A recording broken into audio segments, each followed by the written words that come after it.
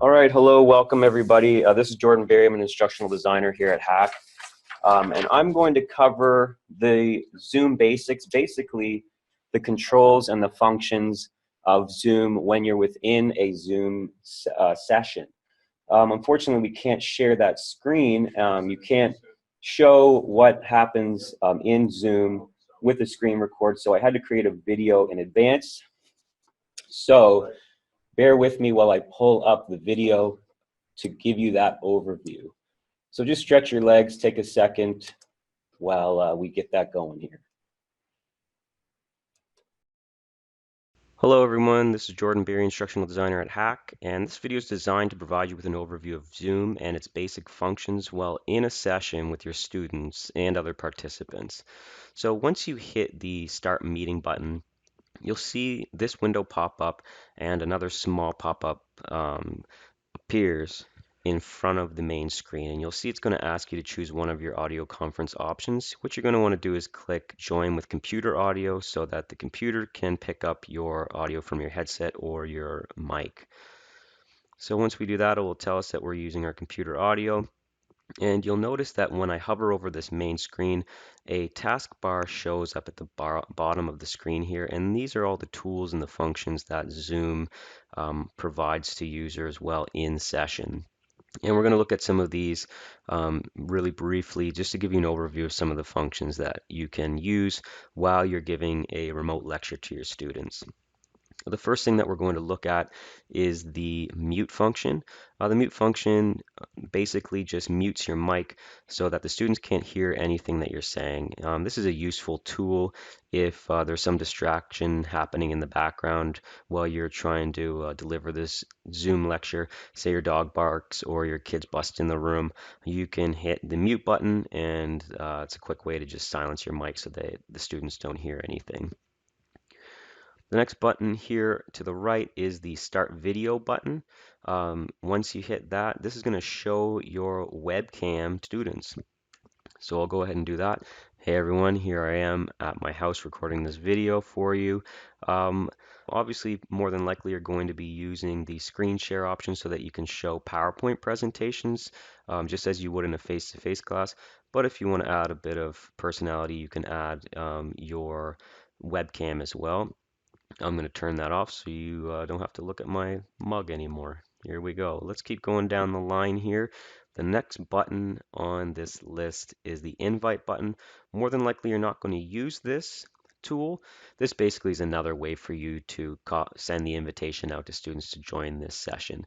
But considering that you're going to take that link and share it with your students through D2L, through your D2L homepage in the form of a widget, or a news item, or you sent it in an email, the students all likely have access to that link already.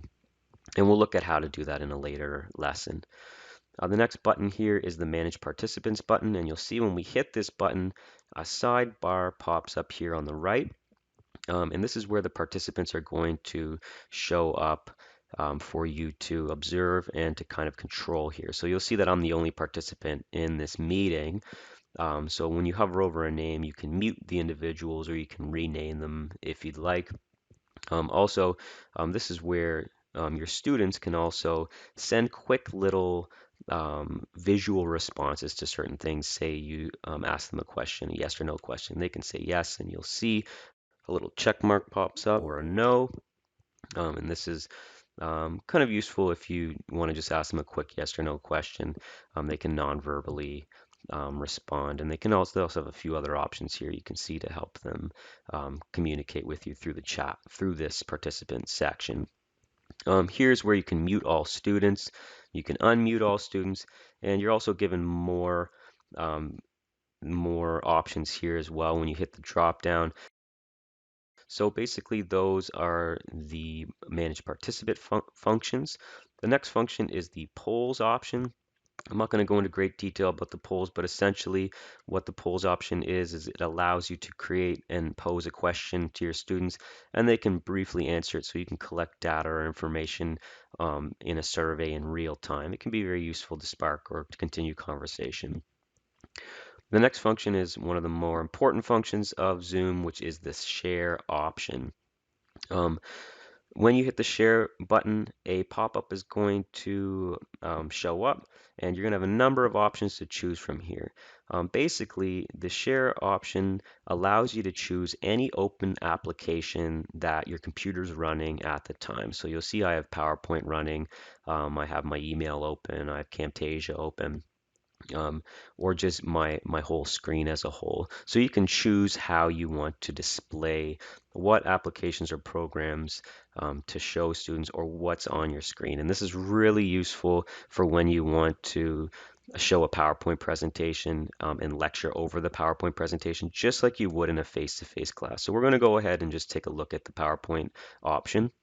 So you'll see once you have the PowerPoint presentation opened up, you can click through the slides and show them that information. You can also notice that once you hit the share function, the taskbar then shows up at the top of the window now. So you have all the same options that you had at the bottom. It now just shows up at the top when you are sharing your screen. All right, so you can do all the same things you could, and there's an extra added option, which is annotate, which can be really useful if you have a slide open that you want to annotate on, say using a math problem, or you want to highlight or annotate any text. It's a really good tool for kind of drawing attention to certain areas of the PowerPoint. And again, all these options pop up when you start to annotate too. So go ahead and play with those options to see what you can do with the share screen option. So we'll clear all the drawings just to show you here. We'll stop the share just to show you another share option that is available. We'll hit share again. You'll see that there's a whiteboard option, and this is very much similar to using a whiteboard in a face-to-face classroom. It's just a blank white background, and you can write or draw or doodle or add notes to this section for students to see to kind of enhance your lectures as well. Another option here that's really useful is the chat function. So when you hit that, the sidebar opens up here again, and down here is where you can send a message to all the participants in the class. So you type and press enter, and it pops up for everyone to see. Now, if you want to send a message just to one student, you can hit this little everyone drop down, and you can select the students that you want to only receive those messages. Additionally, in this section, you can send a file for students out to see. Also, this is a great place to send out links that students can access, maybe articles or important documents that you want to share with them as well. Next button on the taskbar is a record button. We're not going to go into great detail about how that works because we're going to look at that in another video or another section here. So just hold on the record, but basically that allows us to record our home Zoom session. The last one is another great tool. Again, we're not going to look at this section in great detail, this tool in great detail, but it allows you to set up breakout rooms. So if you have a number of students in your class and you want to send them into small groups to discuss or problem solve, you can press that button, and you'll come up with a number of options about how you want to assign the participants into a certain number of rooms, and you can have it done automatically or manually and create those rooms. And it kind of simulates a small group environment within your class. It's a pretty neat way to kind of mimic what you would do in your actual face-to-face classroom. So once you're done, you're going to hit the end meeting button, and you can end the meeting for everyone, or you can just leave the meeting yourself. And that's it. That's it in a nutshell. So again, if you're looking for any additional information or help, there's a ton of resources online. We have information stored in the RTR, and you can reach out to any instructional designer and we'll give you a hand with anything that you need. Good luck. So that is a basic overview of functions within a Zoom session. Are there any questions that appeared up in the chat? I know we don't have a lot of time until the next session, but maybe I can field a couple questions. A few.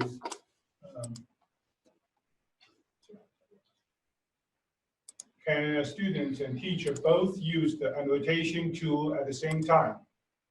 That I'm not 100% sure. That's a great question. I have not tested that out, but that's something that we can look into, and we can provide more documentation about how that works.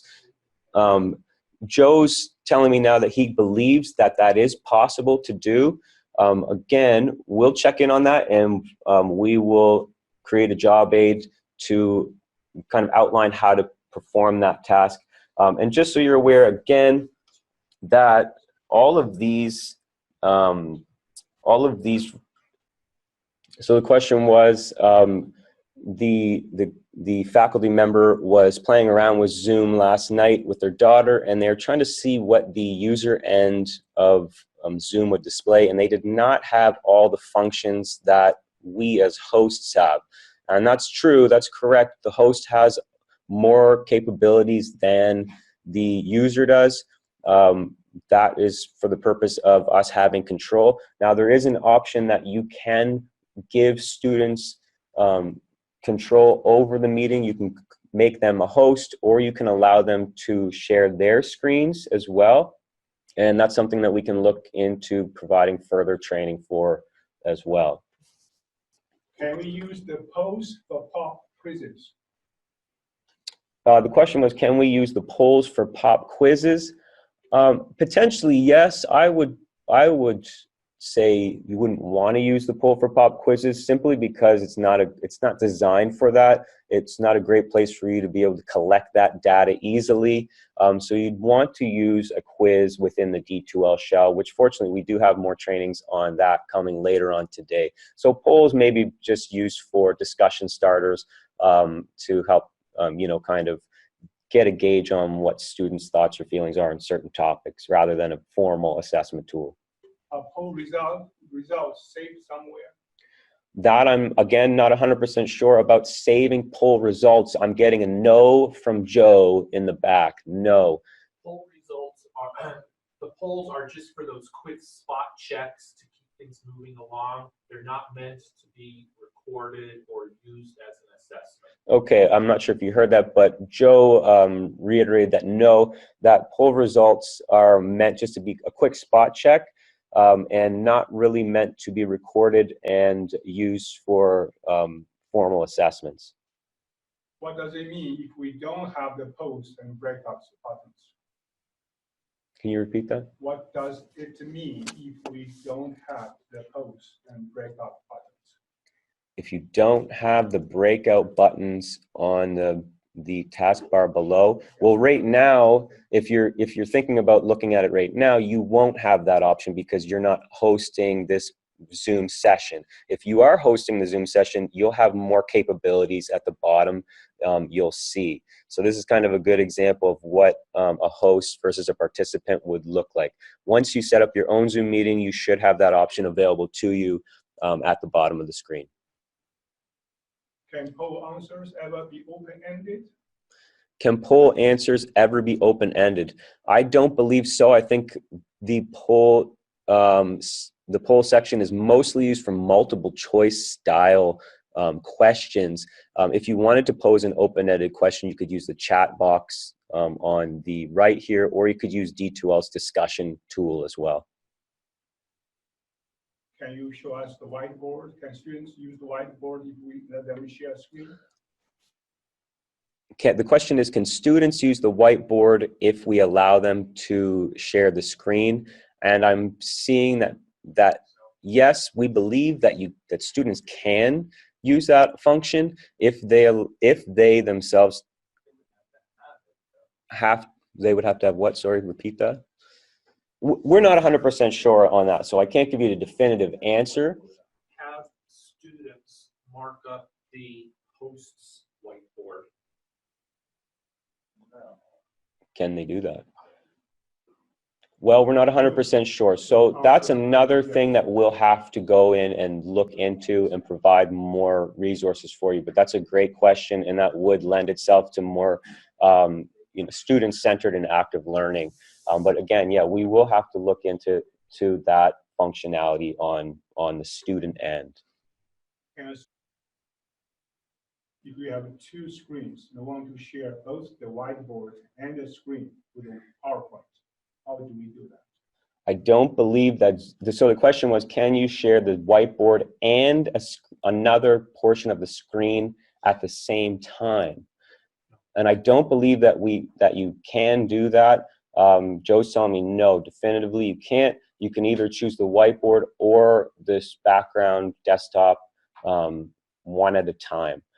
So there's no way to do that. Of course, you could find a workaround if you are familiar with using annotation tools in Word. You could display Word on your screen and annotate that and another application at the same time.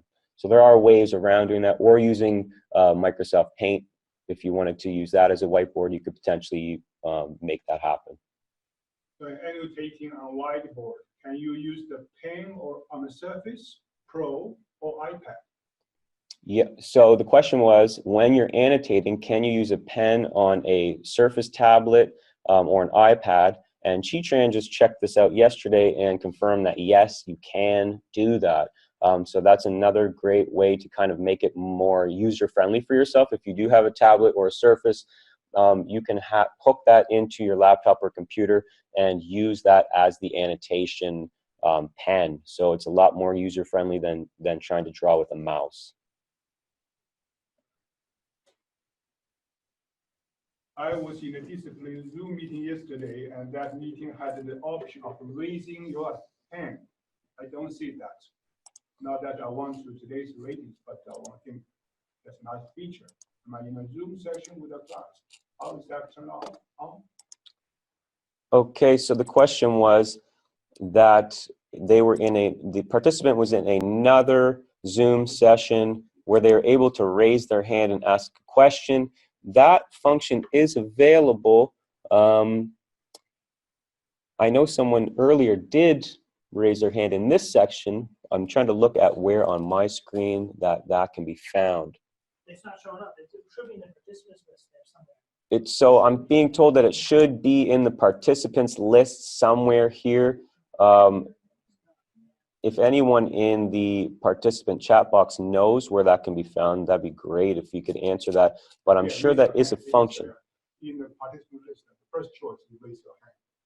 Okay, so I'm being told that in the participant list, it's the first choice. Unfortunately, you can't see my screen. Matthew is raising his hand right now. Thank you, Matthew.